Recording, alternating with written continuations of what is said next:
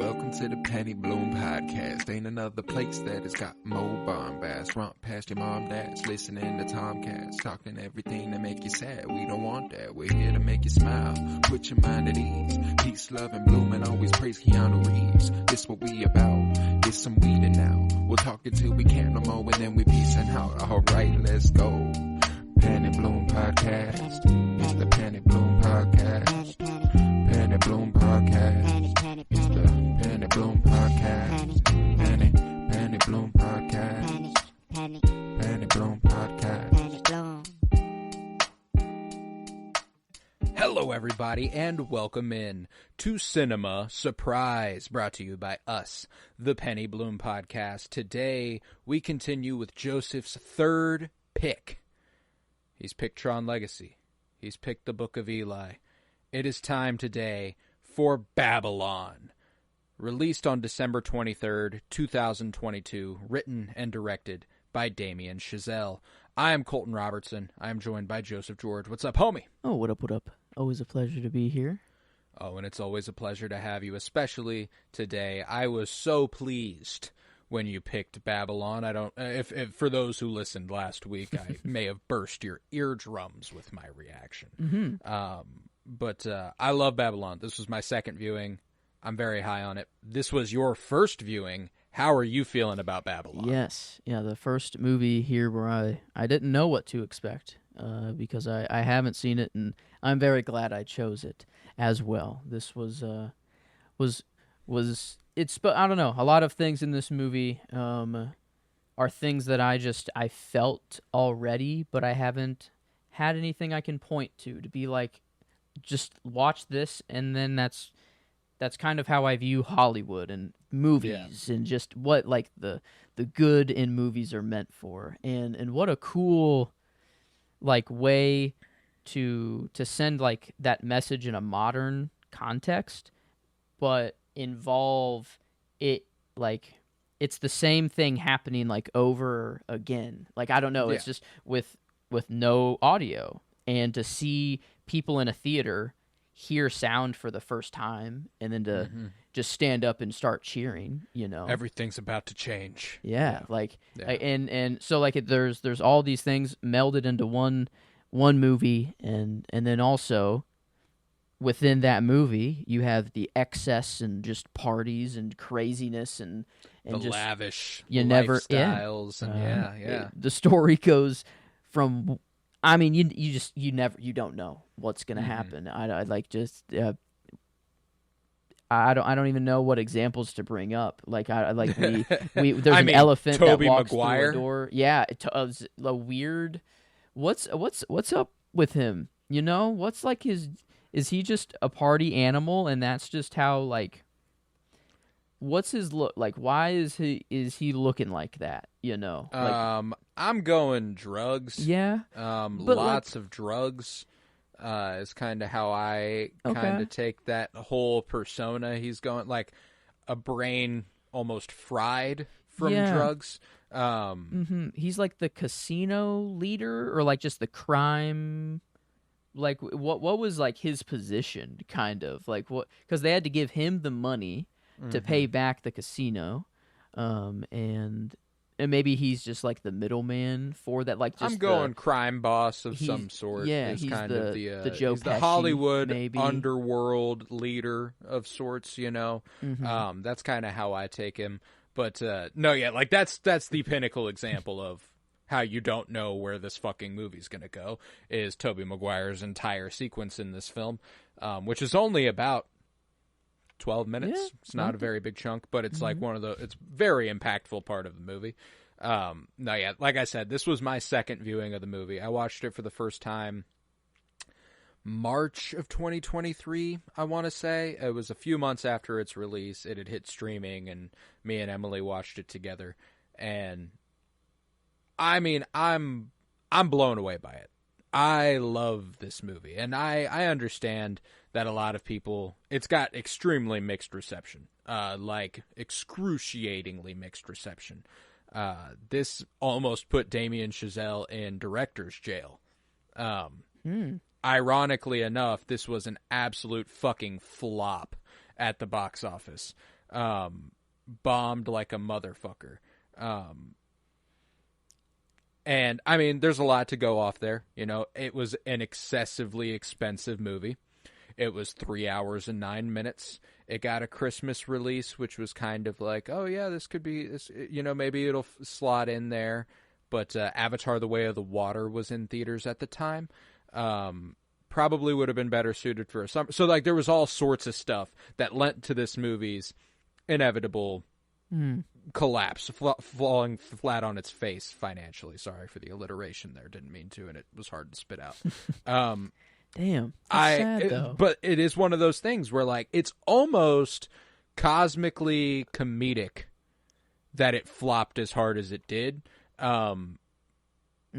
Because it almost makes the movie more impactful knowing that, you know? Yeah. Like, my thought at the end of seeing that cinema full of people, every seat full, 50 cents to get in, every single kind of person was in there, you know, and then like, whenever I go to a movie now, like, the theaters are like, there's no one there. They are struggling like hard. I don't know, maybe it's just where we live, I don't know, but like, even a popular big IMAX screening, or like Star Wars, the first Phantom Menace screening there was like, it wasn't even sold out, you know, like, I don't, like, it's just, it is kind of weird to think of the state of the cinema now compared to like this, back, like, where we're talking layered cinemas. Like, they have an upstairs where you can sit in these rows, or downstairs where you sit in these rows. Yeah.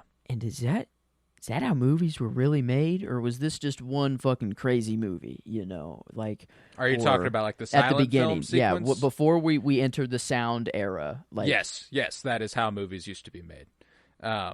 That is how silent films were made, because they were silent. You didn't need to have... It was literally all visual. It didn't matter. Yeah, it was all visual. And like, all the sound was added after the fact, because that's where music was played. That's where all that was taken into account. But they had the orchestra and every, like, the band and stuff there, just for to pacing. give, like, the, oh my God, wow. Yeah, I mean... This is what the scene will feel like. This is what it will be. It gives the directors an idea of what this will turn out being. And that is, hands down, I can't pick it as a scene because it's obviously a giant chunk of the fucking movie. It is my favorite part of the movie. Yeah. The entire silent, the time you spend in the silent film creation process. There's that sequence where Manny is trying to run and get the camera, and Margot Robbie is doing take after take as Nellie Leroy for the first time. Brad Pitt is drinking, and he's telling his typist what he needs to be writing, and we just cut back and forth, and the music is swelling, and my God, the music. I love Justin Hurwitz's score of this movie. Will forever be one of the most egregious Oscar wins of all time. Is the 2023 Oscar for sound, or for score, that went to All Quiet on the Western Front, which by no means has a bad score, but it didn't stand a fucking chance against this, nor did it stand a chance against John Williams' score of The Fabelmans, for my money, but it's neither here nor there. All that to say that I think this was an Oscar-winning score that didn't win the Oscar, and that was incredibly disappointing. You got me to notice it, and I'm not one to notice scores really at all. But this was, throw it in your face. They throw it in your face. It's a Fantasia for an hour of the runtime. There's nobody speaking. Everything is moving really fast, and the music is blaring, and it's. But that's what makes this movie rock, is that it was incredibly indulgent. It was incredibly excessive. Damien Chazelle got free fucking reign after La La Land and The First Man. That was like, they were like, go for it, do whatever you want to do, and boy did he do whatever he wanted to do. Dude, I think this movie partying? rocks. Like, this is the movie. I don't know, I guess people still party like this, but not really. I don't know, maybe not in a casual, not in our class. No, I guess maybe not the party. It just, I guess the biggest switch in the movie is just the way movies are made and how it affected the actors and everyone that are making the movies. and it's not like there was a big societal change in, like, I guess, stuff.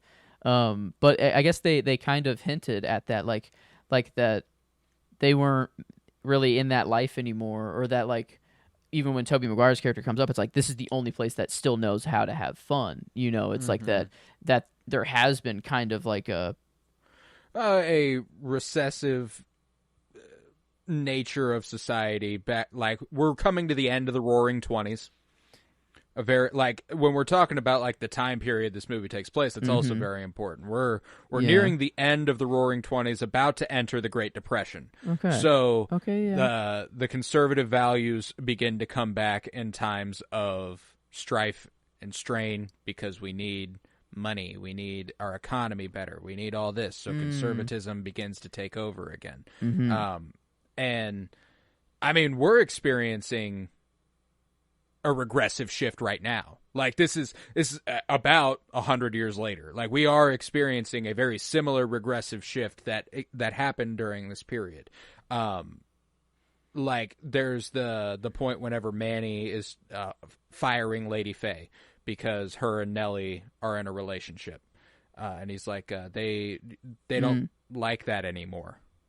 You know, people want morals, and it's like, oh, okay, but, like, that's a really good sign of, like, how history keeps repeating itself, and how we keep.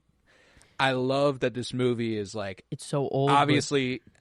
Oh, like, yeah, like, it's relevant, current, and I don't know. That's the part that got me, is like, how is this 1920, and, like, it's sound. Like, I feel like we don't have that big of an innovation happening in movies, but I think maybe the one now is just, you don't need a camera anymore, or, like, AI, or I don't, like, I think it's the effects. montage of movies at the end is very important. They wouldn't have shown those specific movies at the end, like, if they those weren't are the ones that are doing it.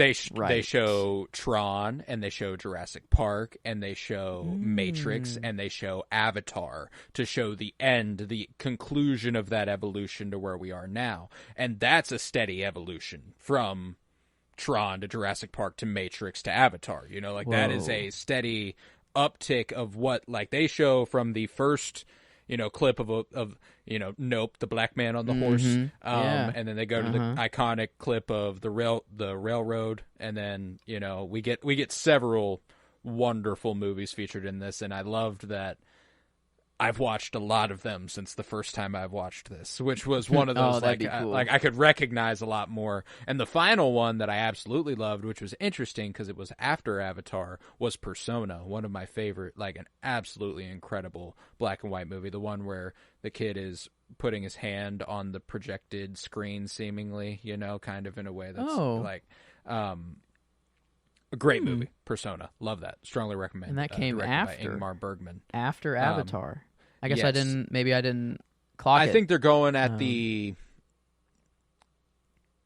I think they're going at the idea that it's a kid touching a screen lovingly, and it's kind of like I love movies, essentially. You know, like, I think within the context of that movie, it plays a little differently in terms of the context of Persona, but I think after all of those clips showing that is kind of like the smash cut after that to the final shot of the movie, back to Manny, is one of the most impactful shots in the movie, because we've watched the movies tear this man apart. You know, we've watched the movie industry destroy and shell this man's life. It made him do things he didn't want to do, like make Sidney Palmer put on blackface, and, like, fire Lady Faye for being gay, and get on a horse, start, you know, rallying all union busting. Mm-hmm. Like, he's doing a lot of stuff to make it. And when he finally gets out, and when he comes back, you know, he sacrificed himself for something bigger. As he says at the beginning of the movie. I want to be a part of something bigger. I want to be. It's as important as life itself, I think, is the line he says, and that's my line of the movie. But when they cut back to him, and he's, like, smiling, and he's crying, and it's like, it was all. he lent to this history. He lent to these movies, and these movies, in the end, no matter how much they ruined him, he can't hate them. And I think that's I love it. I love it. The bittersweet sorrow that comes with the passage of time, and the way you can look back on the past in a way you don't know until you're well past it, And I think that's more than just the movies. The importance of film and all that, the time slipping away and holding on to the past while wanting to innovate, but then you get to the innovations and you wish you had a little bit of the past, but you can't stop progress, so you got to keep going. And just the back and forth, the bittersweet sorrow that is the forward march of time. And I feel like Babylon really captures that. Yep. Father Time will remain undefeated. That's for sure. I think in Mr. Conrad, what's his first name? Jack. Good old just Jack. Jack Conrad. I think that's his character whenever he sits down with oh my God, yeah, Eleanor St. John. I think that, I don't know, that's just kind of fun. Wonderfully portrayed by Jane Smart. Yeah. Did they have a different name they called her, like a nickname, or was it Eleanor? Eleanor? Just okay. Mostly Eleanor. I don't know why I felt like there was Lady something, or I don't know why. That's but anyway, Eleanor, that sit down conversation of you want me to tell you why they laughed, or you want me to and then her breaking it down of just being you're out of the game, up. That's just how it is, and the whole cockroach and burning house thing, whatever. But then her to just be was it her that also said that later on someone will pick up that film, play it, watch it, and act like they know you just as well as you are, and that is really cool. The idea of you die once literally with your body, but then the last time your name is spoken or you're brought up is your actual kind of death or whatever, and to hear that just put so beautifully by that's her job, is she's a critic, and she, I don't know, I love whenever they were on that movie, the real movie set, or I call it real, but just pre-sound movie set, and she's sitting on the hill with the binoculars watching the war basically, and she's talking, saying her review while or that's, I don't know, that it was just, it would be, I don't think that movie sets they're not like what we saw with the first sound movie, where it was I shut the fuck up, and no, every, not anymore. It's not the technology that has evolved, but I mean, you're still supposed to be fucking silent, yes, but it's not it's not but this. It's not so difficult, I guess, now. But I think the more important thing is that we do it at all. We are, what we see now is the most perfect thing that we can imagine. We want everything to be perfect now. The sound has to be clear, crystal clear. There is none of that chaos. There is none of, it's all so planned out now. It is in a set, instead of, we're outside and we just build whatever we need for the day, or we just use the land. We found this chick last night, throw her in there, see what she can do. Yeah. And not the best, still, there's still problems with what they got going on, but that, at least, I don't know, you can't lie with just visuals, with what you see, with what's captured in camera is what is captured, and that's at that time there was no question of what you're seeing, if it was real or not.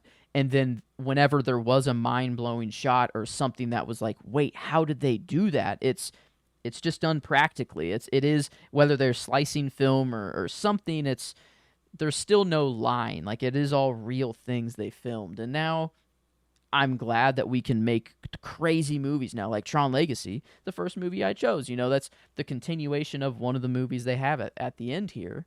And it does kind of suffer a little bit for being completely pristine and perfect, and I don't doesn't make digital. The movie inherently worse. It's just that there isn't that realness. Yeah, I don't know, and it'd be really, really cool to live through that, to live through the first sound, because whenever the audience started to stand up and cheer, I was confused myself. I'm like, wait, like, why are they cheering? I'm like, did someone show up? And then, or like, is someone down there that they just haven't shown? And I'm like, wait, what's going on? And then I'm like, oh, wait a minute.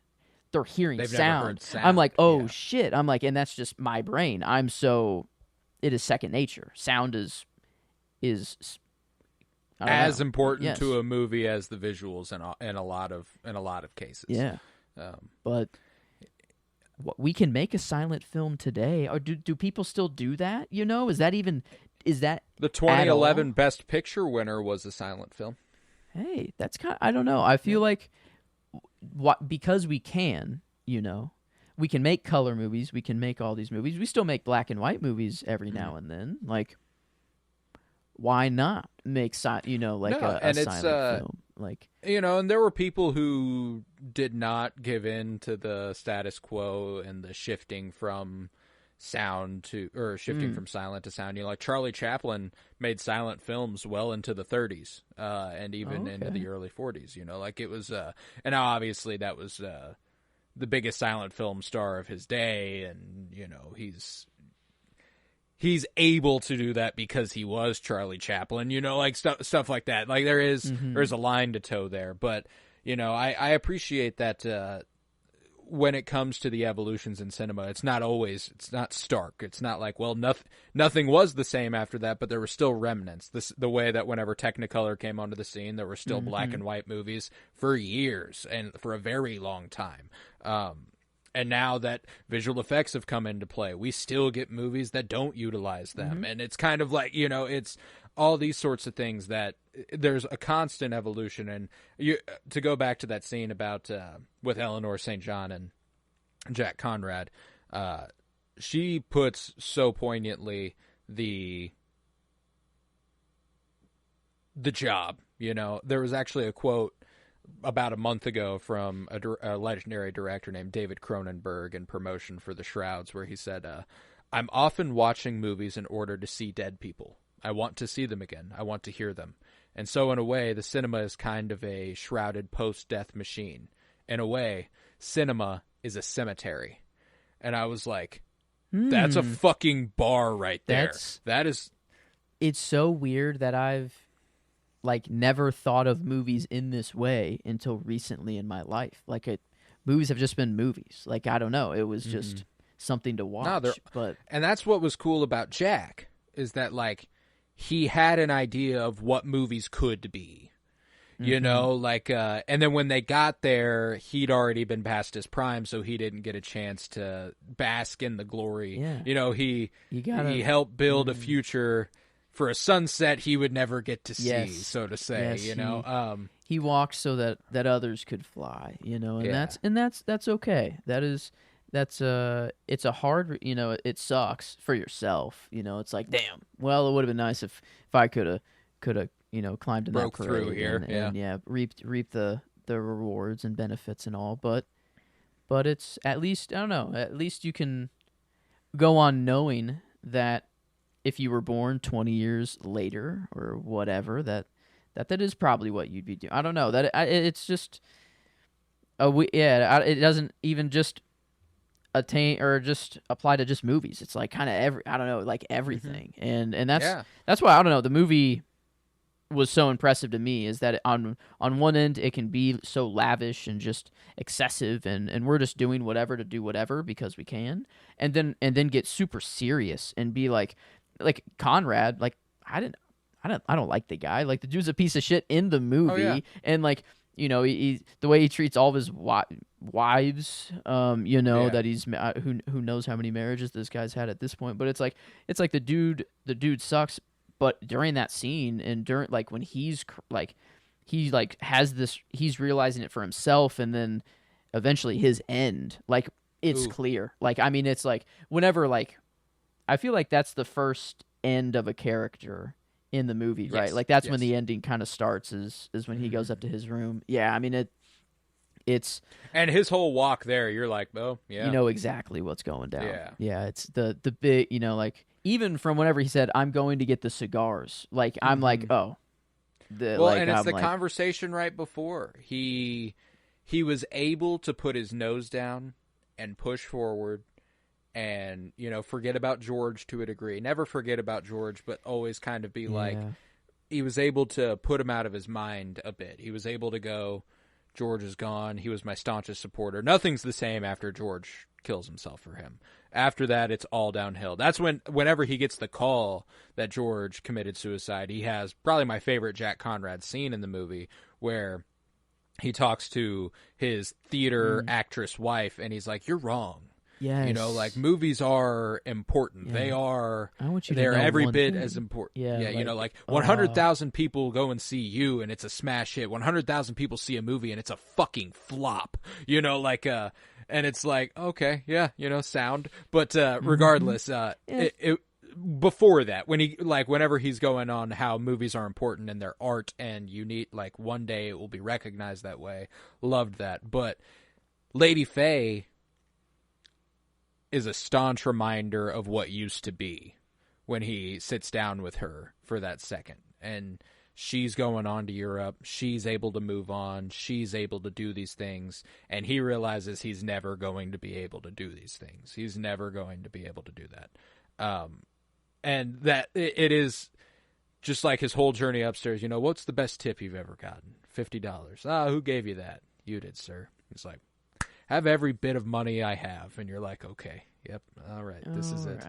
It's devastating, man. And there's so much about the end of this movie that is devastating. You know, the last scenes we get with Nellie Leroy, very, very poignant. The way she just walks, she exits upstage. She just goes out of the limelight. She just goes into the shadow, and that's it. You never see her again. You get a couple seconds later, they're like, she died at 34. That was it. Last time she ever saw Manny. It's devastating, you know, especially considering Nellie was never able to live her truth, you know, very clearly a gay woman. That didn't realize it until she almost kissed Lady Faye, and then was like, the studio was like, oh no, gotta get her out of there too. So like, it's like, and that was another, I don't know if they really hammered the point home, but at least I, like, every time it was like, the studio is the thing that is ruining the movie, you know, like, that is what it all comes back to, like, the blackface, it's coming down because the studio doesn't want the ratings in the South to be blah blah blah, so here we have to, and then it's put on Manny, you know, a guy from an immigrant from Mexico who crossed the border when he was 12, and like and who has to then tell a black man to put on more blackface. It's like that, like, Manny was so clear, like, at least his acting and like facial acting, he did not, like, he like, knew, and he was wrong. regurgitating, like, all sorts of dogma, like, you know, like, you're gonna put all these guys out of work, you know, like, all of them need to feed their families. You really gonna do that, man? You know, like, and it's kind of what he has to do it to keep his job, and you know, that's why Sydney is probably my favorite character in the movie. The only one to say, fuck it. Fuck you guys. You can even have the car back. You know, like, I don't want a fucking thing you gave me. And it was immediately after that. He left. Yep. He wiped it off. He left his car in the parking lot and said, fuck this. I'm not coming back. I won't be back. I loved that. Dude. And that's why ultimately, when it came to my favorite characters in the movie, they were Sydney, Lady Faye, and Nellie. And the reasons for each, I mean, like, there's a lot of great characters. The other one, I mean, Manny is also a great character, so I don't want to undersell him at all. But when it came to Lady Faye and Sydney, they were two people who were not willing to compromise who they were for a job that would give them more money. Nellie and Manny were the flip side of that coin, where they were willing to sacrifice themselves in a way to give themselves to this system. And I thought that there was a really poignant juxtaposition between them and the way that they all interact with each other. You know, one of my favorite moments in the whole movie is obviously a fucking anxiety-inducing sequence that gets a huge payoff, which is the uppity dinner that they all get into, the event where they have to make Nellie seem high class and stuff, and Ugh. Sydney's getting berated like, I think them putting black people in movies is a lovely thing they are doing now. And they're like, do you know any jokes, Nelly? Please be funny for me. Be funny. he's You're like- a funny gal, aren't you? Be funny. It was so the whole time I'm just like, I would like it. Just it's so slimy. I don't know, just so like fake. Like even them, like even those people cannot think that they're actually like, like Yeah, like yeah. is it like do they? Is it really that they're so just disconnected that they really do think that way now, or like they know they're putting on the act too, and they just choose to keep doing it? Yeah, like, yeah. I think there's a combination of things. You do it for so long, it stops being an act. It becomes who you are, but it's not authentic. Like I think one of the main examples of that is the beginning of the movie. Whenever Olivia Wilde's one scene in the movie, probably the best acting she's ever done in her life. Whenever she's like, "Stop speaking Italian. You are from Shawnee. Stop doing that shit."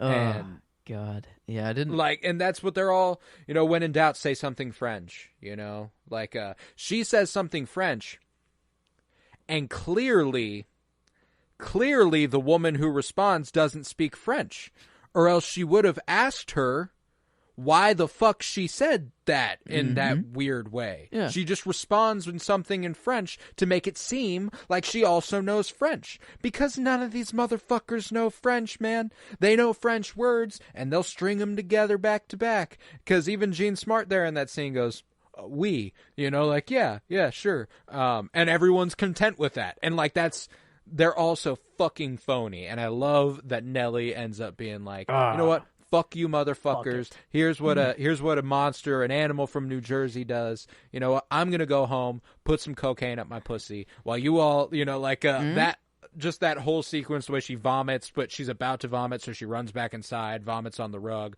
vomits on the guy. It's incredible. It's excessive. It's indulgent in the best fucking way. And I think that that's something that this movie. It catches flack for its excess. It catches flack for how over the top it is, and how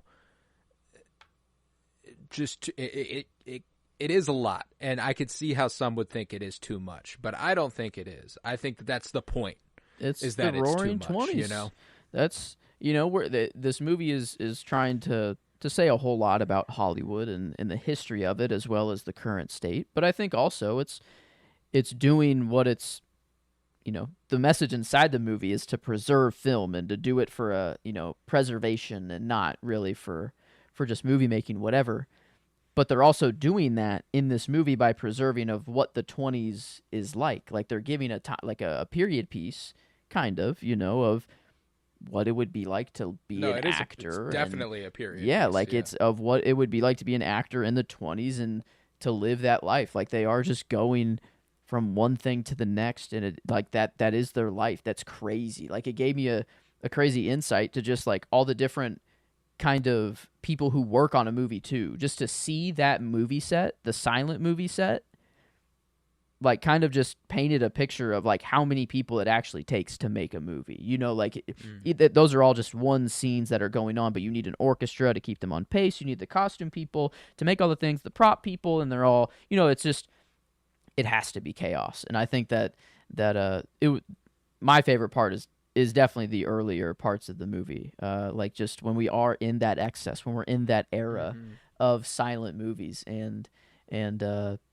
but I love how serious it does get later on. Like I my view on the movie changed as I was watching. The first half, I was just like, fuck it, give me this the whole time. Like, if this is the movie the whole time, cool. If we're just going from, like, party to party, and we're just seeing what the 20s could be like, and we just have these different characters, and we're following them through, cool. But it almost, like, the three characters were all, like, together at the beginning, and then they went their separate ways, and then kind of came back together at the end, and like it was a really cool just melding of all these different storylines and characters. But at the end of the day, it's just showing on one end of the spectrum, if you stick to your guns and you don't do what the studio wants, like Sydney and the people who got out and did good, and then all the way on the other end, if you just do whatever the fuck you're all in, and you're not thinking of what you're doing, and you're just making movies and making money. And I think it just gave that a really cool look into an actor, a studio executive, I don't know, different people in movie making, and there's so many different characterizations throughout the movie. We do have the ones who are in it for the art, which are Sydney and even Jack Conrad. Jack Conrad's very romantic about it. That like he's not romantic in his personal life. Actually, he kind of is. He doesn't know how to handle it, but he gets married continuously. He believes in love, clearly. It just never lasts for him. So we got the guy who's really romantic about movies, who loves the movies and wants to push movies forward. We got Nellie, who wants to be a star. She wants to live the excess. She's just a girl from Lafayette who was told she was the run of the litter. She's never going to be anything, So she's here to prove a point. She's going to be a star. You're either born a star or you ain't, and I am. Yeah. I love that. And then we got the guy who seems to just be trying to get by. And Manny, he wants to be a part of the movies. He doesn't know in what capacity. He just knows he wants to be around that life, and that indecision ultimately is what makes it easy for him to get out in the end. But almost dies. Yeah, I mean they get caught up. I mean the movie, it gets pretty crazy there. Just some gambling. I guess that is all that cost it. But so. She owes $85,000. Yeah, what is that in today? $2 million. Yeah, she does not have that kind of money. No. Yeah, and she loves her drugs. Loves her coke. Coke was very, very needed, almost a necessity. But I love that. Whenever it is Manny and her doing coke. I don't know if that's Manny's first time. It kind of seemed, seemed like he says I do coke all the time. No, I do it all the time. And then he's like, oh, no, he's never done coke. He's like, ow. He's like, what the shit? And so I don't know. Maybe it's not his first, but that scene's incredible. Early. Oh my god, yeah. And then he just, he's fueled up, he's fired up, and he's just spitting. He's like, I want to be part of something bigger. And then it comes back at the very end. That I feel like that's why. He is either my character, it's either him or, I guess his ending felt like the happiest for me. But I don't like some of the decisions he makes throughout the movie. I really like whenever he just yells, at Nellie. It's kind of warranted, I guess. $2 million, the points he's making are kind of valid. I guess that's a lot of money, and he does realize, and then he's like, okay, shit, you know what? Fuck, I'll fix this. And that's the thing, though. However, now he is simple. He's in love with a woman who is never going to love him. You fired the woman she loved because she was in love with the woman. Yeah. Sorry, Manny, you're in love with a gay woman. It's never going to go your way. So that, and maybe Nellie's bi, but I never get the impression she's actually into Manny. I think she's telling him what he wants to hear at the end so that they can get out. I think that's why she gets out of the car when she has the chance and just walks off into the night. I think that she's like, when she tells him, I'm not good for you, this isn't going to work, she means that. And then when she's like, you know what? Yeah, we'll get married. Let's do this thing. She is going to leave the first chance she gets, and she does. Oh, fuck. Did she think that Manny was going to die there, actually? Maybe it was like a just in case. Maybe it was just like, shit, I got him into the wrong business. He might die here. Let me give him just a nice, happy thought, kind of happy thoughts to die with. It's or possible. I don't know why she would think he was going to die in that building. Yeah, I don't know why she would think he was going to die. Yeah, it was just get in, get out. I guess they were just. Manny knew he was being chased, I guess, because they were the ones who went to. He knew that people were after him, or whatever. But which is funny. But yeah, I guess no. I mean, I didn't think it'd be the main reason she's saying all these things. And I had a I don't know, whenever they were in that little restaurant, where she does kind of tell him all of that, like, there's dancing here, or like, whatever, and she's like, no, it's over for me, and then, no, I love you, and but during that, there, like, the people, there's like someone with a camera there, and the thought crossed my mind, I'm like, wait a minute, is this the movie that she's currently making right now, and she's like doing like a real life sort of thing, and this will be a scene for the movie, and then like I thought someone was gonna say cut, like after she was like, no, let's get married, and like out of the tears. So like on my first watch, I didn't really like accept, I don't know, it felt fake at first already, and so like I don't know, like there was something there. There's definitely a reason it's fake. Yeah, it's she doesn't mean it, it's she not that, yeah. She might. I mean, she literally, as soon as she has a chance to wander off into the night, she does, and she's not high anymore. Mm-hmm. She's come down. The music in the movie becomes diegetic. She can hear it, and she walks off into the night. She's dancing to it, even though there's no music playing near her. There is a degree of like it's. She knows she's exiting stage. She knows this is it. Like she said a few minutes earlier, like see. This is the end for me. I don't go further than this. And yeah, like it's devastating, like the movie business chewed her up and spat her out, and that was that. She had her time, and that was it. I think they make a really good point to point out that her time in the movies is even more short-lived than Jack Conrad's, kind of in the same, like, women have a shorter shelf life in the eyes of the public as being desirable, and the it factor, there's going to be a next up who's, 5 years younger, but she's 5 years younger, exactly. like, and so even it's she always, was almost sent away for her tits, for the, like, that's they wanted a girl with tits, I guess, and I wanted to ask you, in this movie set, because she didn't have tits, they're like, okay, scratch that, no tits, we're killing the men, is what they said. They're like, all right, we can't, since we don't have the tits, we're just going to have to kill the men. What, if they had the tits, what were they going? Killing the men, I thought, or shoot the men?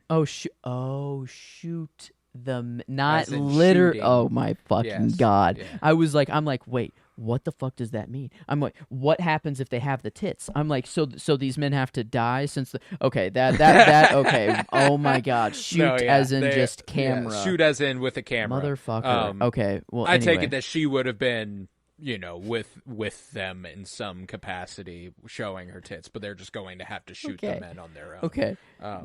Okay. Well, then, never mind. A dude does die on that set, though, that's true. A literal, real, yeah. They're like, man, he was an alcoholic. Maybe he ran into it, and they're like, yep, that's what we're gonna have to go with. Yeah. So there's obviously, give and take for the, I kind of glorified those movie sets, and like I want to go back to those days, but no, it's ugly. Maybe we could have some safety regulations now, and those are meant, Well, and there's the moment at the end, the last scene we watched Jack Conrad shoot, where he's at the horizon and they're looking out over it, the sun's shining. He looks around and nobody's paying attention. They're just phoning it in. There's this shot, doesn't matter, that's it.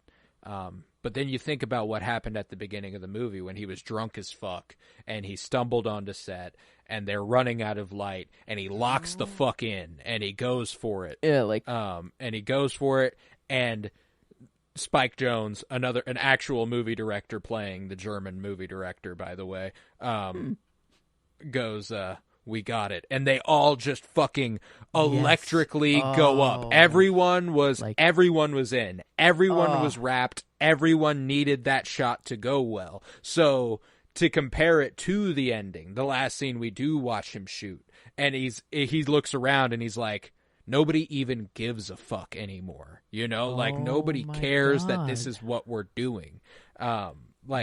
It's because even the director comes up and is just like, not a dry eye in the room or whatever after like they get that not a one dry eye in shot the house. and, like, Good job, guys. and what he's telling the other actor, like the advice he's giving him, like find everything, find it on the horizon, like find what you've built your whole career for. And like Jack's just hearing it like, God damn, like he like because then after he gets done talking to that actor, he comes to him and he's like, you good to go again? He trusts him. You're the professional. You're the veteran. Yeah. I don't need to talk to you. But what he was saying to the other actor was very, very on Poignant. the nose for what what Jack kind of needed to hear, or maybe what he didn't need to hear at that time. I don't know. Yeah. But no, because and that's what was funny is that even when he was sitting in that when he does have that conversation with Lady Faye, and the guy comes up and he goes, Jack Conrad's back, baby. Like, let's go. And Lady Faye's like, new movie's good? And he's like, it's shit. It's bad. Just be honest with me, man. Like on the phone with the guy that calls him, like, we need you. Good movie. Like, you're gonna whatever. He's like, it's a piece of shit, isn't it? I'm gonna bail you out. Bailing you out. Yeah, and he's like, say it. You'd be bailing me out. It's a piece of shit, isn't it? Yeah, it's a piece of shit. Mm-hmm. Okay, I'll see you on set. Like that whole thing. Like the final thing he does in his career is sell out. And it's really sad. It's not a triumph. It's he just gives in to the system as it stands, and he hates himself for it. He can't forgive himself. He's like, it's a piece of shit, and that's it. Man. Margot Robbie, like his scene, like she is fucking incredible. Whenever, like, I gave her the performance, and I don't think it's Me too. like Me remotely close for anyone else in the movie. Like, well, they showcase how good of an actress she is by making Nellie Leroy a good actress. Like whenever she's just asked to cry, like, oh, she's just a random whore, blah blah blah. She can't cry. Hold it in for 2 beats and then let it gush. And then that they whole just thing over and over and over, and it like 1 tear's a 2. The first time she cries, like, and everyone is just like, everyone goes silent. Like, it does make everyone go silent, and they're like, holy shit. They're like, oh my God. And then the director's like, cut. Like, they're like, yeah, we got it. It's like a cut, I guess. And then whenever the butterfly, she's like, okay, now that I know you can do this shit, let's play with it. And the equivalent for Jack was like his shot and the butterfly, landing on his shoulder, and the director being like, cut, like, holy shit, like, oh my God, like that. And it's, again, that's in a studio. God. That can never happen, like, or like in that, like the butterfly, it would never have happened, but it's just that it's raw, it's real, it's like, and it was, I don't know, it's to have 2 of those, like, cut, like, just like a holy, we got the shot, like, it. That's why I love that early part of the movie, just on that set. And I don't know, I guess those are the more fond memories of the movie, that's for sure. But then, like, just the critically good parts of the movie is like the end, I feel like, is like whenever they are giving monologues of the state of cinema, or like the state of an actor at the time, or anything. And I was hard pressed to not, like, just put a monologue as one of my lines, but I don't know, I guess I have that as a scene potential, the conversation between Jack and Eleanor, just because of how I thought the monologue was really fun. But I do, I guess I have the asshole of Los Angeles as a scene. That was just, I mean, the movie just kind of went to left field whenever we went in that cave. I thought that they were just going there to die, and then it's like, no, we actually have just a secret underground party, sick fuck fest, like whatever the hell was disgusting going on. Yeah. There's a little bit of an homage to David Lynch's Elephant Man down there. Great movie. Strongly recommend it. There's a character who's literally designed to look like Elephant Man from David Lynch, from the David Lynch movie. And I feel like I might, in the red weird sex dungeon room where it was like, there's a dude who's got a real swollen face, and that whole thing. Actually based on a real guy in Elephant Man. That's based on a true story, so it's kind of like it's a little the only, I guess, cool thing down there was just the big fucking guy that ate a rat. I mean, it was disgusting, but like, wasn't he made for the movies? Oh. Tobey Maguire, like Jesus. yeah, like, oh my god. And yeah, the prop money. That was pretty good. I thought that was pretty creative. Like, just where else was I gonna get $85,000 in a day? It's like, yeah, I guess that I don't know. It makes a lot more sense to put it in $2 million versus 85,000. But okay, let's see. I don't think that the asshole of Los Angeles will really nail it down for my scene. I guess I also had the first sound movie. Oh, the cab. That's right. Oh, because before Manny goes and has that and here's the first sound movie. He's in the cab with Lenny, right? Or Nelly and Lenny. Nelly, yeah. And what is their conversation there? It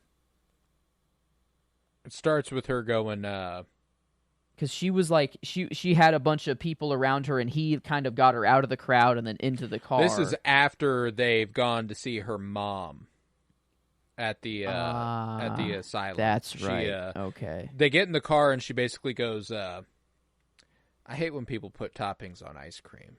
Ruins a good thing, you know. It's already good. Why do you got to do that, you know? And like, so they have like, it starts as a light conversation and it kind of evolves, but you know, man, I forgot about that little cab conversation. But that was I really liked that.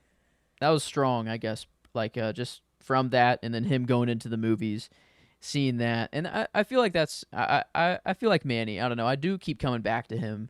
And it's not for him, I guess. It's like his story. I felt like was just really cool, and he felt like he had the most love for just movies, kind of out of anyone. I don't know, and just that final, like him crying in the theater when he's realizing all of this, and like I like to think that the movies that we see, like Tron and Matrix and Avatar, is like what he's envisioning in his head of like, this is where movies are going to go. Like, he's like, this is what we can do now, and there will still be good, you know.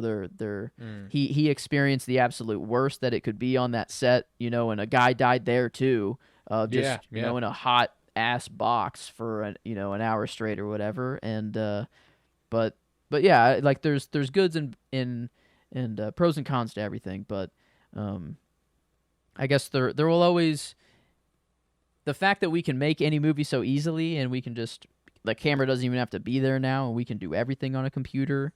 At least if it's bad, you know it's bad, and it makes the good and real, authentic stuff like that much better now. Like it makes it stand out, and that's what's interesting too, is that I think that there's something this movie's trying to say, specifically with that last shot. Not just that, you know, things used to be better, but that things can be incredible, you know, like even given the different circumstances, you know, like different times, there's going to be masterworks in every era. I like to think that last evolution of movies is kind of like a vision that Manny's having, as we cut back to Manny at the end, watching Singing in the Rain and all that, and him being like, you know, like he's crying, and his mouth's agape, and he's smiling and stuff. Like, I think he's kind of seeing what movies can become to a degree. Was he at the Singing in the Rain set whenever Jack was there too? So he saw like the shitty kind of version, and then he saw the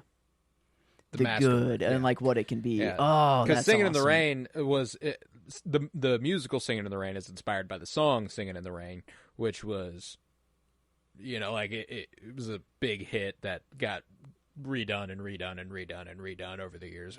So that was, you know, we started doing sound productions, and they were like, let's do a song, you know, let's do a sing, you know. That's just okay. That wasn't an actual movie. That was just they're filming, or they're just getting the audio for the musical. I think they're doing or...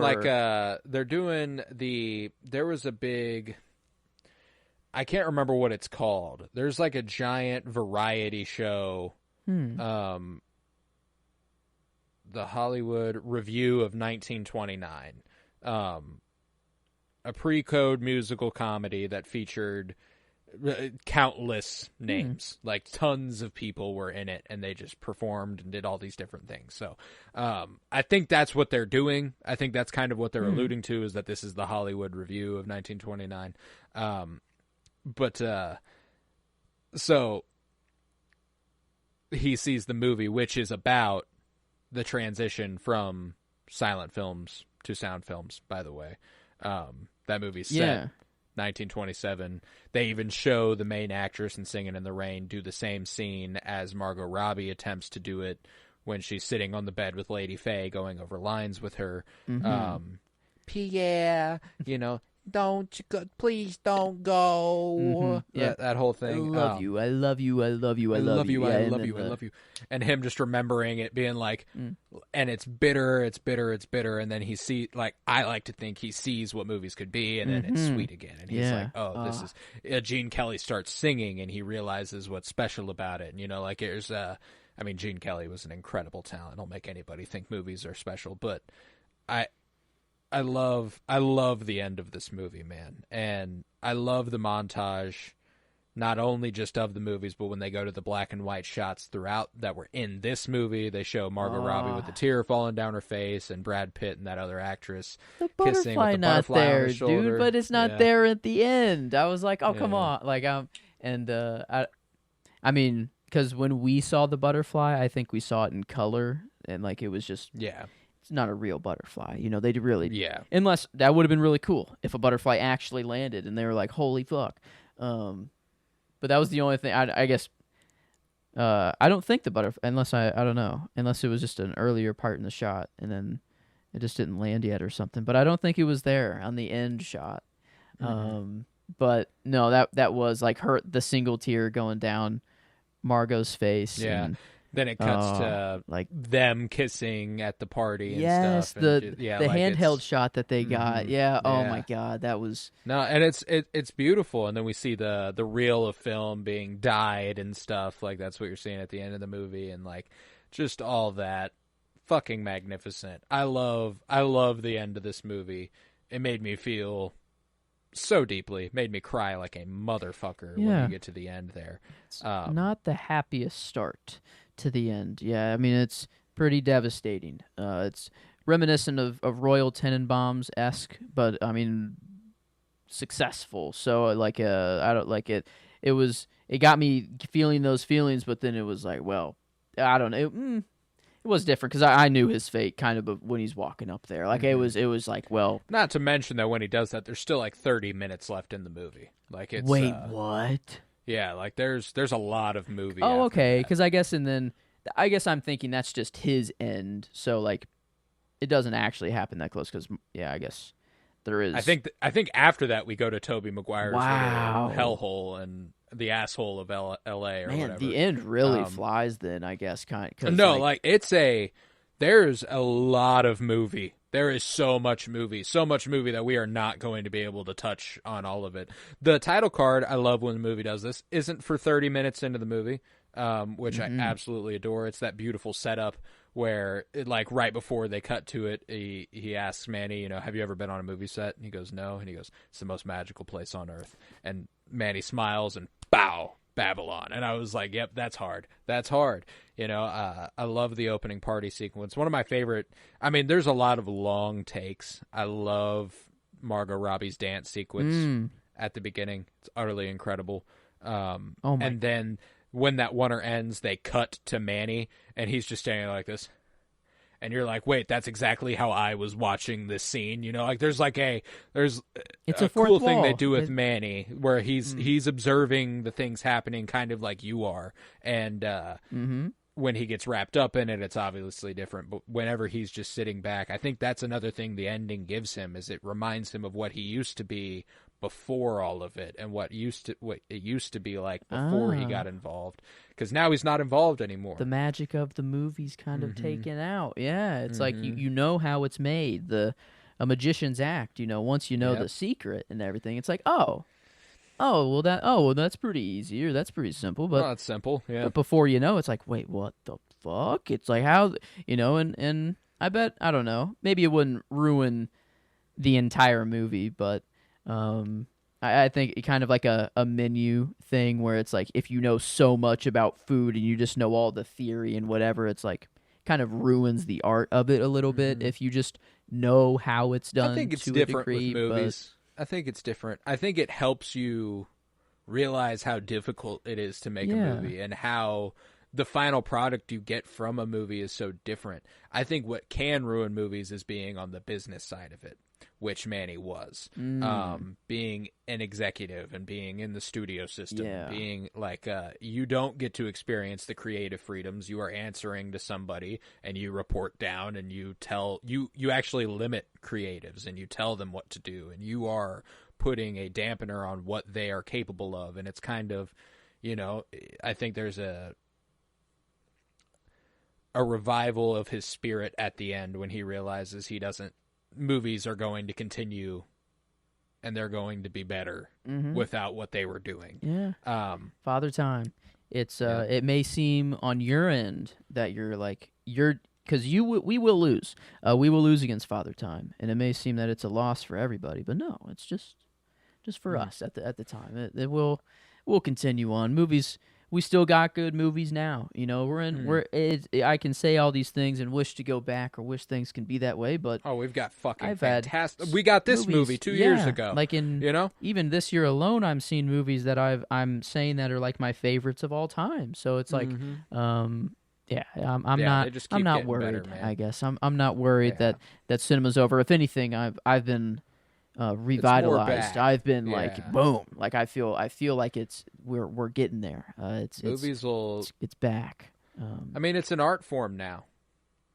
Like once it becomes an art, it doesn't die. Like what could die is giant budget.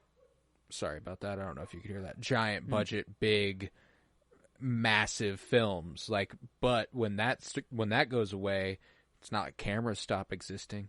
It's not like people stop wanting to tell stories.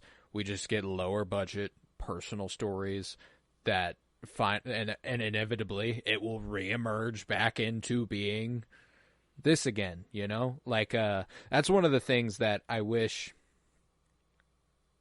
the spirit of like the Renaissance era would persist into filmmaking now. And it does on the creative side, but not on the money side of things. Rich people used to commission artworks.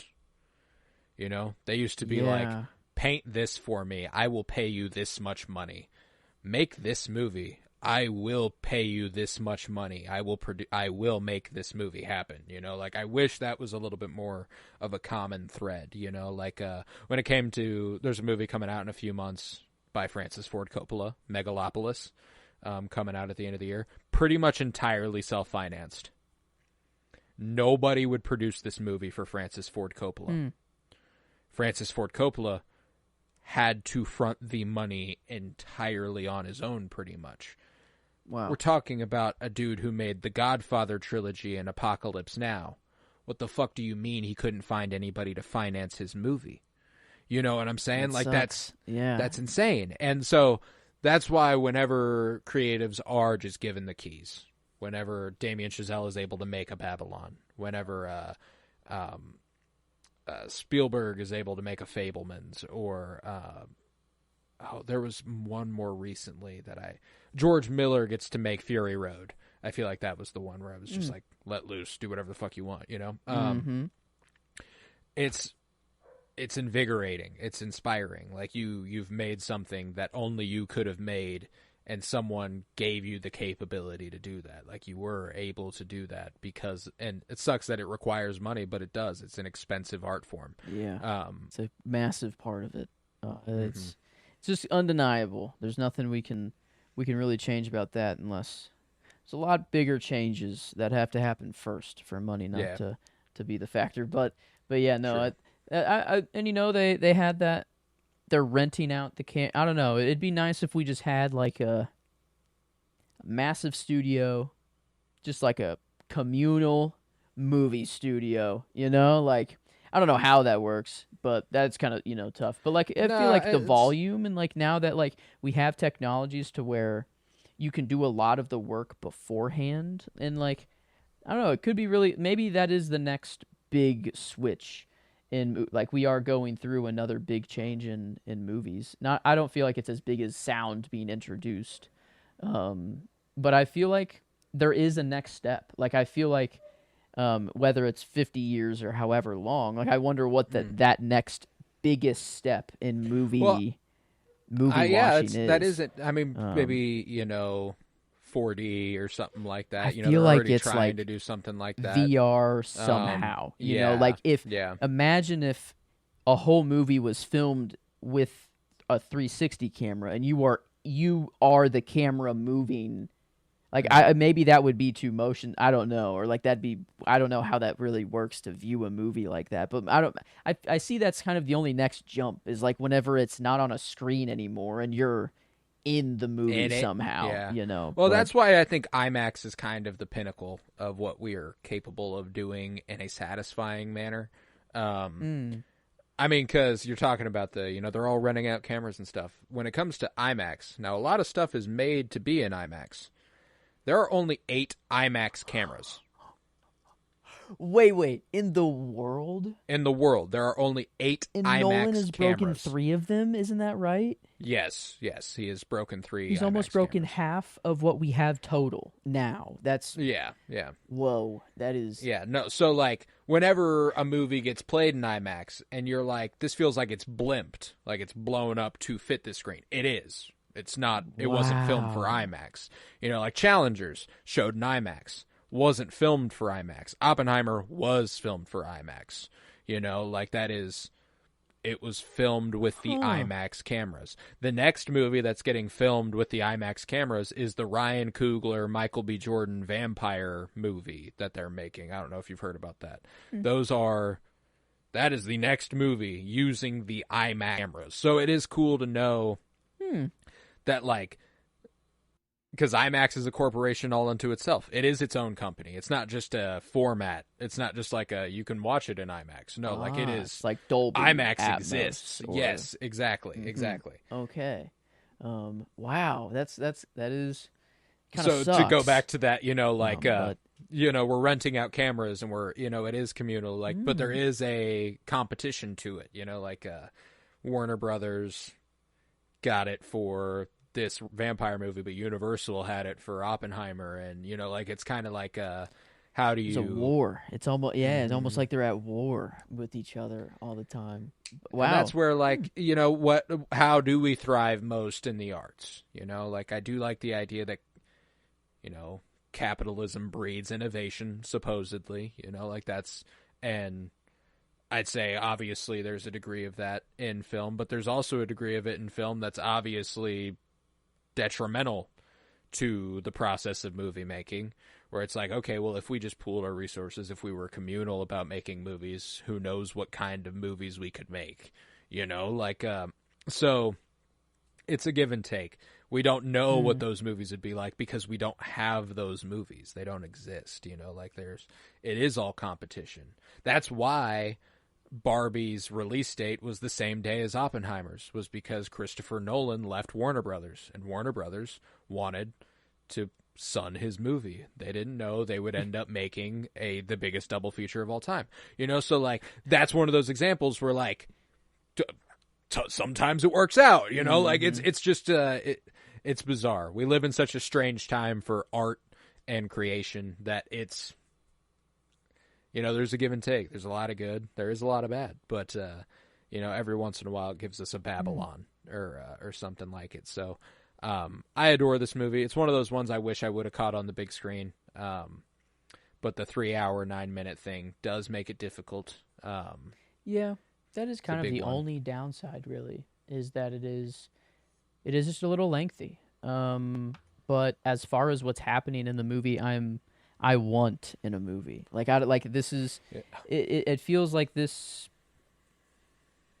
I still want to rewatch it. It is 3 hours, and I know that I can't just go back and just right now. It is a time where you do have to block out, a night and whatever. Yeah. But I know I want to rewatch it now. So I have all these characters ins now, and I just want to see their complete development without all of the me trying to figure it out during the middle of the movie, because that scene where I'm thinking someone's going to yell cut and it's, them, no, I love you, I want to marry you and all this. It's like, it would be nice to not have those thoughts at all and just be able to experience the movie. But visual, like, I guess there weren't many shots in like that I particularly or usually like, which is like stand still, like I can pause and boom. It was a lot of them were in motion, like Very kinetic, yes, camera. Yeah. and I like a lot of them. I just that those were a lot of the ones that impressed me this time. Were not really ones like, ooh, that's like a wallpaper and really pretty. It was just like, thank you, like I like just letting the actor act and just moving the camera with them. And but the shot I ended up going with was Margot Robbie. I don't like it. It is kind of a fourth wall break of like, yeah, she's having to cry on set and like, but it's, no, she can't do that. It's not but it's like she's acting. It is, I don't know. It feels like a fourth wall break, but it's not. But like her just first cry and then how like everyone gets silent, but just I don't know. It just kind of slowly gets closer and closer to her face. You watch it happen and boom. So I put that down before it showed the actual what the camera showed though, in the black and white one. So I don't know which one to go with, the one that we saw or the black and white one. The black and white one, gorgeous. Though. I think I have to go with the black and white one because it's unbelievable to look at. Yeah. So that's I don't know. That'll be my shot for the movie. But I love that. Yeah. Yeah. Mine, I did go with. I mean, it's just a fantastic visual storytelling beat. It's when Jack pulls up to the showing of his new movie, and they're all laughing on the inside. It's the shot when he's walking up in the hall outside, and there's a split down the middle, and on the right is the movie and the theater. And I think it's just a really good representation of him being outside of this world. He'll never, he can't access it again. He can't get back to it. Not only that, but it is also fucking gorgeous to look at. He's silhouetted. He's in the yellow and white lights of outside. And then he's all incognito, like, because he's undercover, like his outfit. Yeah. Man, yeah, they're, not to say that there weren't visually pretty in wallpaper. Oh no! Like when Margot Robbie runs outside at the beginning of the movie, and you see it from the perspective of Manny through the doorway, and then following her out there and stuff. Like that's gorgeous, and I love the like purplish hue they put on shadows in this movie. I like that. I liked the color grading a lot. It's kind of it's funny, like we've talked about in weeks past, Katie O'Brien last week was the example of like wow, sometimes you shoot her like she's, and we did it with Ingmar Bergman a few weeks back, and I compared her to, Kate Winslet in Titanic. They do a similar thing with Margot Robbie, of course. Margot Robbie's stunning. The person who gets treated like they're the most beautiful person alive is Diego Calva, though. Yeah. Manny looks fucking hot, and they shoot him like he is fucking beautiful a lot of the time. I feel like they shoot Margot's body and like whenever she's dancing and doing kinetic things a lot better, and like that's whenever she shines. But man, did Manny just like they would sit on his face for a while, and they would hold the camera on his face for a while, I should say, and it would just be fucking gorgeous, like when he is watching Margot after he says, I think I'm in love with you. Like he'd met her earlier that night, and then she runs away, she drives away. He's like, don't worry, it's not my car. She goes away, and he just watches her drive away. And that shot, I was like, he's fucking gorgeous, man. And they shoot him like he is. And I absolutely love when they do stuff like that. There's just so much beautiful imagery with Diego Calva where I absolutely adore the way he looks in this movie. Yeah, I don't know. I feel character. I was a little bit torn just to who to go with, but I think Manny. I don't know. I did really like him and his story, just the arc he went on, like, and just him like he got out. At least he didn't do some things that he did just do what he had to do, but like it was nice that he had a family. It was nice that we did see a daughter and a wife, and like, it's okay, and I'll stay for a while. Talking to that cop, like, hey, yeah, I used to work here, and whatever. That was cute. And then him sitting in the theater, like, I was like, oh my god, this feels. It just felt so good. It was like a great ending to the movie, and his whole story, like, because he at the beginning, What was his job at the very, very beginning? He kind of like was responsible for getting the elephant there. It felt like he's kind of a. I mean, like an he anything works for man. a studio executive. Okay. But it's more of an assistant capacity. Yeah. Not even really. Just like if I Not need even something as it done. concerns to the movies. Just like we're throwing a party. Here's what I need from you tonight. Okay. Yeah, because Go let this elephant shit on your boy for a little bit. he just I don't know how he ended up at Jack's house, or if that was his needed, house. Jack was passed out. He needed a ride home. Okay, so he's taking him home. Okay, Life-changing ride home. And I one of my lines I thought it was pretty funny. It's after they get there, he has all of his clothes off. He's standing at the edge of his balcony or like edge of balcony something, and he just falls off the roof, like completely backwards, and he just, all right, and I'm going to bed. He's like, he's like, I think I've had enough for one night. And then he's up and at him before Manny is. He's like, all right, let's go. We're going down to the set. He even remembers the night before. Like, I remember that being a concern for me. It was like, is he going to remember that he told Manny he could come to the set with him and stuff? But no, he's like, come on, man, we're going to the set. Let's go. Yep. He's in the shit. Yeah, no, I love that scene. And it's super fucking fun, man. One of my other favorite lines, just a repeated line. Ain't life grand? The first time it was, she got her part. She's like, I'm going on a set. Like, ain't life grand? And then the last one. It's right before she walks into the darkness. Yeah. Damn it. No, it's that did suck. Oh, and the other line potential I had was the director. I think after all the crying and everything, and just like, holy shit, you're out. She's like, how do you do it? Like, or whatever. And she goes, I just think of home. And I was just like, oh, damn. I'm like, oh, like that was a oof. And I think the director kind of had like the response that like it was perfect. But yeah, I mean, very clearly Margot Robbie is the performance here. Like, I mean, just in the party too. Like, imagine being Diego Calva, like he just has to stand there and let Margot Robbie dance all over him, and like in the party, like the dude just has the best job in the world at that time. He's like, right. oh, and he doesn't even have to act. He's just like, like this is real life, like right now. And there's a shot of her dancing that they cut. It's like they're shooting up at her as like balloons fall around her, and she's doing a body roll, and it's just like, it's a gorgeous fucking image that's just brilliantly designed. And yeah, no, she's incredible. Pretty much at every stage of this movie, like when she puts on the whole go fuck yourselves, you're no better than me, that whole scene, the end when she does go to whenever she goes to Manny's house. I fucked up, and like that she's whole, good the whole fucking time. Mm-hmm.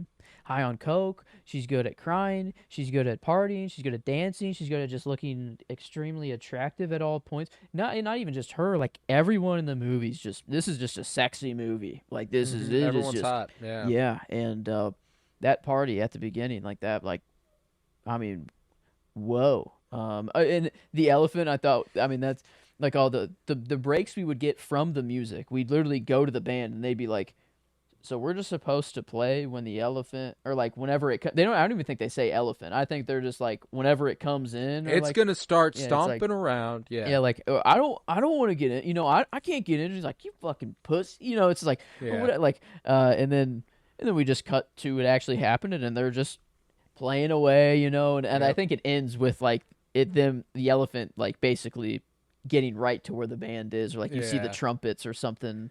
They love Damien Chazelle and Justin Hurwitz love those shots of the trumpet. There's a lot of that in La La Land too, where they go in on the on the underneath of like mouth, the trumpets, the mouth of the trumpet. They like zoom in on it or something. I feel like they do that a lot. But I adore this movie. My favorite scene, I haven't actually said officially, is the snake fight.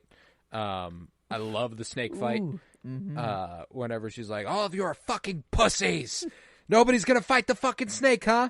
Nobody? Fine. I'll fight the snake. And everyone's like, whoa, whoa, whoa, whoa, no, no, no, no, no. Like, we don't think anybody should fight the snake now. Yeah. If your dad was going to volunteer to do it, that's fine. But, like, nobody gives a fuck about your dad. We all love you, Nellie, so stop that. She was honestly trying to, like, kill her dad right there, too. It felt Yes, like it was kind of just like, yeah, if he bites you, all right, whatever. But yeah, it just, passes out. Isn't that Falcone in The Dark Knight? I'm pretty sure. Yes. Yeah. I feel like I know him from somewhere else, though. Other than that, I don't know why. I felt like there was one other thing that he popped up in, but Falcone. That was just the image going back in my mind that this is in another universe. Falcone just being a moocher. Yeah. Oh man. Yeah. Just I don't know. I wanted him to, like, I was kind of disappointed when he passed out, and I thought the snake was even gonna go still bite him, and like, right. Did he just die there? Like, he just passed out of, or like, we never. Yeah, but I don't know that he's in much more of the movie after that. That's a good point. I don't think he dies. I think we would have spent a little time on probably, that. Yeah. But basically, died. Nah, she almost dies. That's the part that really gets me is whenever the snake bites her neck, she screams, everyone screams, they all run around. And it all goes serene for a moment because this is where Jack thrives. Jack's like, the chaos. He's like, I love it. This is it. I'm back on a movie set. Yeah, and only if there could be a camera, I guess, right there. I'm so sorry for everybody listening. I know you can't hear them. You absolutely can on my recording, though. My dogs are barking like a motherfucker, and I apologize. They have been for several minutes, and I apologize to anyone listening. I know that is not exactly what you want to hear when you listen to a podcast, but I can't do anything about it. They're dogs; they'll bark. That whole scene culminating with Lady Faye sucking the venom out of her neck and spitting it out, sucking it out, spitting it out, sucking it out, spitting it out, and then Nellie waking up and kissing Lady Faye because she desperately wanted to minutes ago before they were interrupted by the cannonball, and realizing she almost died without kissing her and being like, well, now that's going to be the first fucking thing I do. Yeah. Like, and I wish we could have spent a little more time with them. That would have been ideal. Yeah, that was a very it was that she was just kind of fired and gone and out and not really a part of the movie. And I guess maybe that is the point, is that the studio's decision, and once she's out, she is out, and that is why we don't have much. But it would have been nice if like they tried to somehow, maybe that was the story, is that like even though the studio's telling them not to, they still tried outside or try to do it in secret or something. But I mean her end as well, like she kind of knew Jack was going to do what he did almost. Like I felt like that there was a shot of after that conversation and Jack's just kind of like, yeah, I'm through. I had my good time, whatever. She kind of hesitates to leave. She kind of like waits a little bit and doesn't go. Well, I mean, before he says, like, she asks, she's like, "You okay, Jack?" Mm-hmm. Yeah. She's like, but then at the end, like whenever she's walking away, she looks back, and maybe it is just like this might be the last time I'm looking at him, or like maybe because earlier in the movie, Jack asked her, "Hey, go cheer this guy up. He really needs it. Go cheer George up. He really needs it." And maybe that's her thought. Maybe she was having that thought of like that he's that guy now or something. Right, like she needed to go talk to him, or there could be any number of things there. That the culmination of the movie and the snake fight. It's my favorite part of the movie. I mean, visually it's beautiful too. The way her shadow towers over the snake there through the lights. I think that's really cool. But another kiss that just felt right. Like kind of with Love Lies Bleeding, like hey, I just shot you full of testosterone in the butt. Now we kiss. It's like, well, if you sucked snake venom out of my neck and saved my life, and we're probably gonna kiss. Yeah, like even if they didn't have that previous experience and like that kiss that was lost, I feel like that just happens anyways. It's kind of like, well, goddamn, maybe Margot, or maybe I don't know. Do you think she even realized what happened, or it was just I woke up, I see you, I kiss you, like sort of like. I think there's a good chance that she wakes up next to Lady Faye, and it's like she's not letting anything get in the way this time. Like, let's go ahead and get this done. Because I mean, like, whenever they nearly kiss, she like sprints out of there. She goes to the bathroom, and she's like, yeah. She's like, oh my God, I've seen the fucking light. There's all the answers I've needed forever. Oh my God, man. I like ladies, and being like, there, and like just that whole thing, and then it being interrupted by dudes outside being like, she fucking sucks. Oh my God, have you heard about her new movie? They're trying to fucking get her out of there. But, and that's when she's like, you know what? Let's see you fight a fucking snake, Dad. Who wants to see my dad fight a snake? And then Brad Pitt starts that chant, a snake's getting fought. A snake's getting fought. I fucking love that. Well, yeah, I mean, parties. Why not? Like, whenever she's like, who wants to see a snake get fought? No, everyone's like, wait, like, what? Like, what does that even really... And then it takes Jack to be like... yeah. And then everyone's like, yeah, sure, why not? I didn't think that they literally all would have to convoy out to the desert. And they're just gonna drive until they find a fucking snake. They didn't know where they were gonna find a snake. They were just like, let's go find a fucking snake. Why not? And I love that all of them were so down to ride. Like, that's a memory that they will all cherish until the day they die. They will remember some that. of them sooner than later. Yeah. But yeah, no, it was. I love this movie. I will be a Babylon truther forever. Enjoy Babylon to no end. But do we feel we've done the movie justice? Do we feel it is time to get on with her? I think so. Yes, I think all the favorites at least have been said. I mean, it's a big fucking movie. Yeah. It's like I know we probably missed some stuff, but I almost forgot my favorite scene. That was the last thing we talked about. So like, that's how big of a movie it is. A lot happens, yeah. A lot happens, but goddamn, is it a good fucking time and a sad fucking time, but a good fucking time ultimately. But yeah, with that, I'm gonna do the plugs. But after the plugs, stick around because we are going to rate this movie on a scale of 1 to 10. We are going to do our albums of the week, and then I will announce what next week's cinema surprise will be, and I'm very excited for that.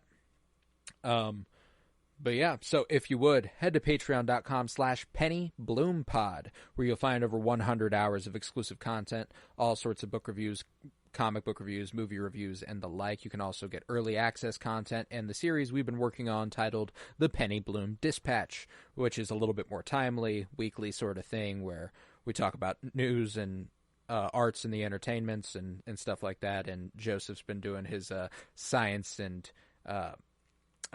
archaeology. I wanted to go with anthropology, and I knew that wasn't right. Not quite science yet. And archaeology. Yeah. Not quite anthropology yet, but maybe one day.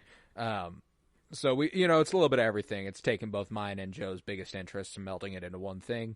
And that's available free on Patreon, by the way. You do not have to pay for that. It's just Patreon exclusive. You go to patreon.com/PennyBloomPod. You subscribe. It is there. You can follow us on Twitter @PennyBloomPod. Follow on Instagram and TikTok @PennyBloomPodcast. You can watch on YouTube now. Look up Penny Bloom Podcast, and we are there. And that applies for the Cinema Surprise as well. All of it's under the Penny Bloom banner right now. But who knows going forward in the future. Yeah, so let's rate this thing. How are we feeling? Well, I don't know. I think enjoyment-wise, as far as how it made me cry, I like the message it is sending as much. I want this to be a 10, but I know it's not a 10 for me. I think it is the runtime, and I don't know what to clip out. I don't hate anything. It's not like I'm like, this is just dragging, but there's something there that I don't know why. It's not quite the 10, but I know I'm in the 9s, I guess. I know, like, I think and maybe, like, John Wick 1 is a 9. I'm enjoying this more than John Wick 1. Yeah. I'm enjoying this more than John Wick 1. And, like, I think the highest we gave John Wick was Oh, I don't. 925. Yeah, I for think John Wick 4. Yeah. So Yeah, I'm north of that too. I think like my floor is a 9.5. 9.5. 9.5 is about where I'm hovering. I think it feels right. Because 9. I guess did we give? Yeah, Casablanca was 10s. I guess you gave Love Lies Bleeding a 9.5. So I don't know if like same level for you or about, little above. Right. No, I couldn't tell you I like this movie a little bit more than Love Lies Bleeding.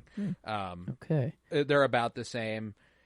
I wouldn't go below Love Lies Bleeding. That's kind of like it's right there for me. So my gut took me 9.5. I think I'm also there. So I guess no average really needed there. But the difference for me, like I gave Love Lies Bleeding an 8.75. I think I can pretty confidently say I enjoy Babylon more. I think I will, just as I don't know, just a whole lot more going on there. But as an overall movie, that the 3 hour, I don't know, it could kind of equal it out. But I think I do give it the bump above. The edge. Yeah. No, so. I can't blame you there. Love Lies Bleeding just resonates with me to a degree. But critically, I think this is also a really good movie. I think it's well edited. It's fantastically scored. It's very well performed. The place where it could be better, I suppose, is writing. I think that it spends a lot of time on stuff that maybe it doesn't need to spend time on, and there are places where the story could have improved and the 3 hours could have been a little more warranted if we spent it in different spots. I appreciate that the point of the first sound scene is that it's taking forever. That scene's a little long. Yeah, I got the point pretty quick. Yeah, it was you get it. You get the idea. And everything. And I think with some and the editing is good for a lot of the movie, but with like a really well edited sequence, you could have gotten the longevity of that scene, the feeling of it without it actually being that long. And there's a couple things like that, I think that it's excessive and it is indulgent, and there are points where it does work to its benefit a great deal, and there are points where it's a little bit of a detriment. It takes a little bit away from it. But I still find myself high 8s at minimum. Mm-hmm. Yeah, I guess we arrived at an 8 average for Love Lies Bleeding last week. I think that's the closest comparison we have, I think, here. It's not Casablanca. I think we know we're not quite there. But I feel like I'm like about a half, like 8.25, 8.5. Maybe, yeah. I mean, at 8.75, that's seeming where it's a little bit too high. So maybe 8.5 is kind of. I'm cool with an 8.5 as well. That's about where I come down. Okay. I think that it's a great movie. I think it's a great movie. I think it gets undersold by a lot of people. Then, with that, a 9.5 and an 8.5, it's an 88.3%. So pretty dang good. Love Lies Bleeding was an 84. So little 4% boost there. I feel like I can get behind that. It's very that I feel like that is its closest comparison though, for sure. Yeah. On this project so far. But it made the top 5 for Cinema Surprise. And then I was like, we've covered 5. I was gonna, I mean, because I feel like I'm pretty confident Book of Eli will remain at 5. I don't know what you're cooking. I don't think you'll pick a movie that we like. No, worse. I mean, when it comes to my, I'm like, I think that it'll in fact get bounced. I feel like that is the bottom, but I know this will be the interesting range here. I feel like these Casablanca, movies here. Love Lies Bleeding, Babylon. This is the range we're rocking with, and but yeah, at an 88%, Babylon rounds out to a nice and high score for us. But with that, let's do an album of the week. How you feeling? What's your album of the week? Yeah, and it feels nice whenever there is one that's connected to the movie. I don't know why that feels better. It just does. And this one, I wanted to do something in the movie, and I looked into it, and it made it very clear. Let's see, Sidney, what was his last? Palmer, Sidney Palmer, in the movie, I guess was based off of a real-life artist who was born in Kansas City, Missouri, named Curtis Mosby. And Curtis Mosby doesn't have much music available online to listen to. There's not many albums that you can play from him, but he does have one on Spotify. There is 14 tracks that he is credited to, 25 in total. It's him and Henry Starr, and that's the name of it, is Curtis Mosby and Henry Starr. And it was just some nice, smooth jazz at some points, and then some very uppity brash, and big band. and you gotta dance and you're, I don't know, it's very kinetic. The Weary Stomp, and I don't know, it seems like his most popular. That's, if you look up his name, it seems that's the one that comes up every time. But it was very, very I don't know, kinetic and dancey jazz. But then there's a lot of just smooth and nice. It was very nice just to put on in the background and have some jazz going. So and nice to know that it's some Kansas City. Kansas City native jazz. So, love that.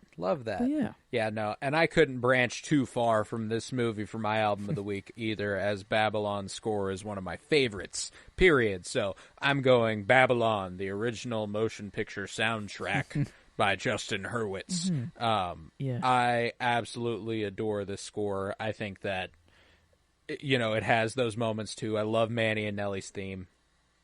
I love their theme, and I love that the party music is basically it, just sped up, which is, and brash and loud and bold, and I think that that's really, really cool. There's so many great songs. It's like an hour and a half long score, so like it's no joke. Wow, there you go. A lot of over music. Half of the movie, a lot of music, which I bet you can't really say for other like, well, I don't know. I guess like percentage score. Like coverage of the whole movie. Probably about half, if not a little less. But doing that in a 3-hour movie is impressive. It's usually reusing music that you've already like there is music. There's new music for everything.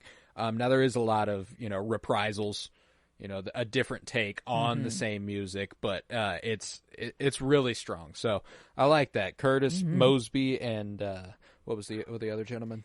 And Henry Starr, I guess is Henry the Starr. other, yeah.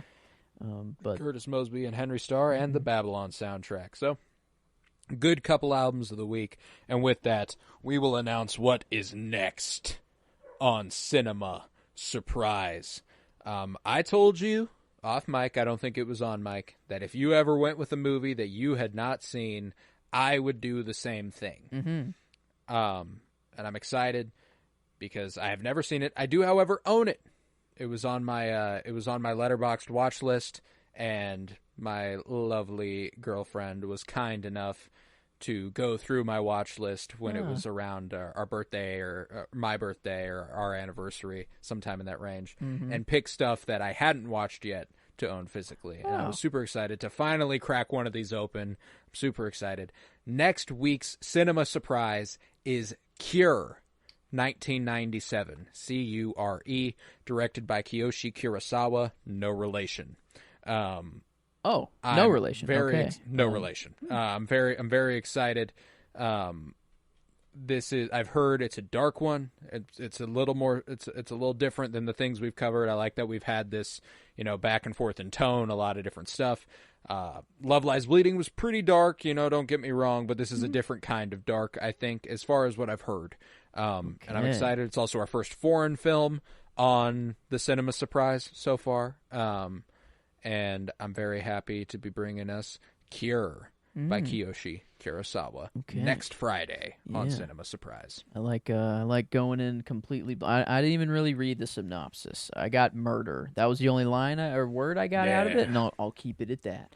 Murder. But it looks good. We'll see if they can fill the Kurosawa shoes. That's no relation, big but name. Big. Yeah, that's a kind of. I don't know. I wonder if it's just worked for them in the industry. If it's just well.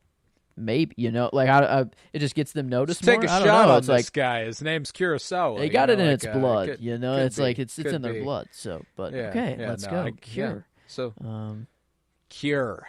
I'm very excited. So that will be next week here on Cinema Surprise and on the Penny Bloom Podcast flagship show on next Monday. We will be continuing Fire and Bloom, our coverage of House of the Dragon Season 2, with Season 2, Episode 4. That is the new episode coming out next week, and we will be covering it. So on the Penny Bloom Podcast, you got Fire and Bloom. Here on Cinema Surprise, you've got Cure coming next week, and I am so very excited. With that, we will conclude this episode. I was Colton Robertson. I was joined by Joseph George. Thank you very much, homie. Well, thank you for having me. It's always a pleasure to be here. Oh, and it's always a pleasure to have you. And remember, peace, love, and bloom. And ain't life grand?